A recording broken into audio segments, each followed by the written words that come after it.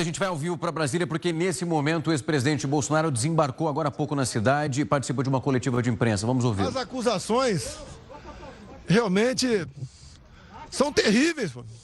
Não justifica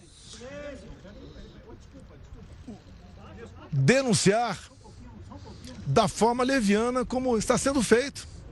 Os inquéritos, ninguém tem dúvida, até pelos áudios vazados do Tagliaferro com Ailton Vieira, que o processo todo é conduzido, é alterado o tempo todo.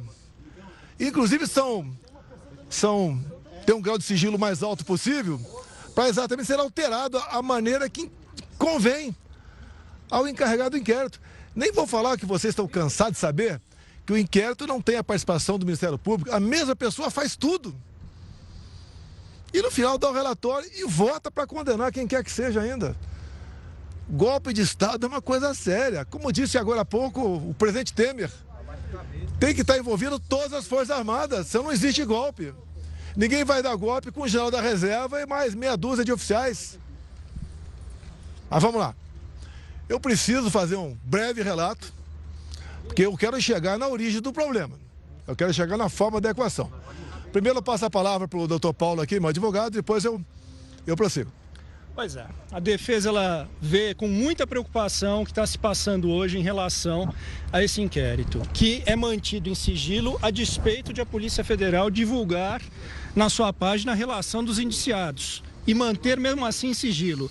Essa é uma situação gravíssima que não se admite na medida em que o indivíduo indiciado, e considerando que o indiciamento é o rascunho de uma futura acusação, ele impede que o indivíduo possa se defender da narrativa que se constrói contra ele. E nós temos aqui a certeza, a convicção de que, pelos fatos que são colocados, apresentados aos pedaços pela imprensa, evidentemente é construída uma narrativa. O presidente Bolsonaro jamais soube, aqueceu ou participou de qualquer trama golpista para derrubar o Estado Democrático de Direito ou impedir a posse do presidente eleito. Que fique claro isso e lembro a todos. Questionou-se muito o silêncio do presidente Bolsonaro logo após a eleição. Não se manifestar em relação aos seus eleitores. Isso houve um preço político para ele, esse silêncio. Justamente não querendo insuflar qualquer manifestação mais agressiva ou violenta. Isso houve um custo para ele e hoje lhe é imputado justamente o que quis evitar o tempo inteiro. É lamentável que hoje as pessoas que são indiciadas não saibam, não tenham a mínima ideia de por que estão sendo convocadas e apontadas como criminosos. Vamos lá. Nós temos que buscar a origem do problema. Alguns acham que a origem do problema foram as eleições de 22. Eu vou demonstrar que foi um pouco antes, foi lá em 2018. Mas vamos agora dar uma focada em 2022, o pré-eleitoral. O que aconteceu? O TSE pesou na balança de modo que o resultado final fosse para o outro lado. O TSE agiu de forma bastante parcial. Resumindo, eu não podia fazer absolutamente nada. Não podia fazer live em casa, não podia mostrar as imagens do Lula defendendo o aborto, do Lula defendendo o roubo de celular para tomar uma cervejinha, não podia mostrar as imagens do 7 de setembro, a minha ida no funeral da Rainha Elizabeth, mostrar a imagem minha lá na embaixada em Londres. Não podia mostrar o Lula com o gorro do CPX ou tecer comentário sobre aquilo. Não podia mostrar a amizade do Lula com ditadores da América do Sul todo, e Central também. Mas uma coisa pesou e muito nessa balança. Quando o TSE resolveu fazer uma campanha, gastou dinheiro com isso, para que jovens, 16, 17 anos, tirassem o título eleitoral.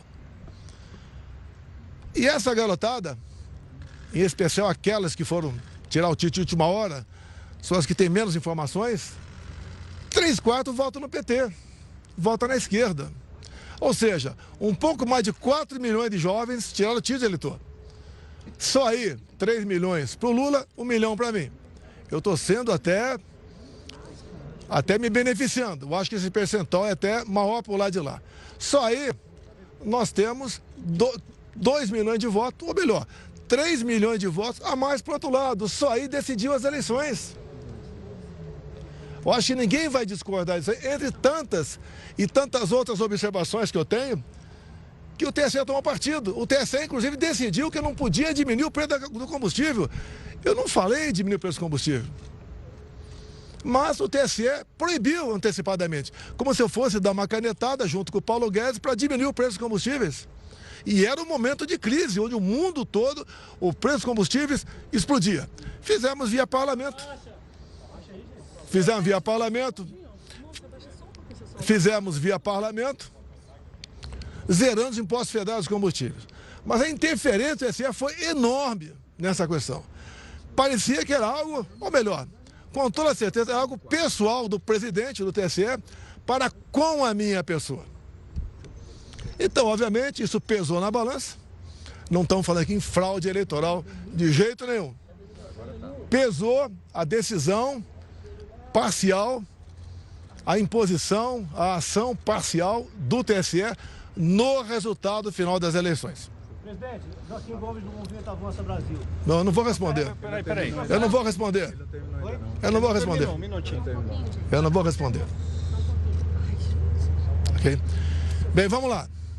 Tivemos também, no corrente ano,